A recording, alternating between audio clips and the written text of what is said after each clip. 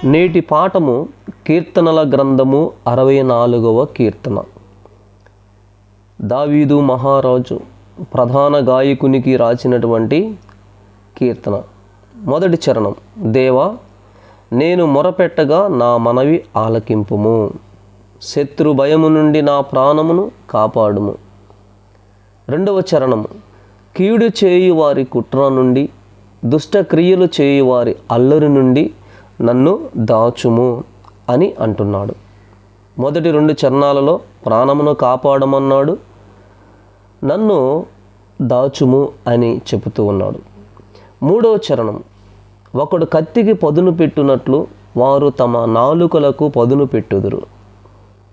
వారి గురించి చెప్తున్నాడు, నాలుకలకు పదును పెట్టుదురు అని.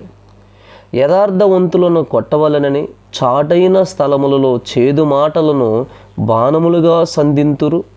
వారు భయమేమియూ లేక అకస్మాత్తుగా వారిని కొట్టెదరు. వారు ఏది చేయాలన్నా భయపడరు అని 4వ చరణంలో దావీదు ప్రధాన గాయకునికి రాస్తున్నాడు. 5వ చరణము మనం చూసినట్లయితే, వారు దురాలోచన దృఢపరుచుకుందురు, చాటుగా ఉరులు నొడ్డుటకు యోచించుకొనుచు మనలను ఎవరు చూచెదరని చెప్పుకుందురు. వారి యొక్క హృదయాంతరంగమును గురించి తెలియజేస్తున్నాడు. 6వ చరణం. వారు దుష్టక్రియలను తెలుసుకొనుటకు ప్రయత్నింతురు, వెదకి ఉపాయము సిద్ధపరుచుకుందురు. ప్రతి వాని హృదయాంతరంగము అగాధము. ఈ 6వ చరణంలో వాళ్ళ హృదయాంతరంగం ఎలా ఉందో తెలియజేస్తూ ఉన్నాడు. 7వ చరణము. దేవుడు బాణముతో వారిని కొట్టును, వారు ఆకస్మికముగా గాయపరచబడెదరు. ఏమంటున్నాడు?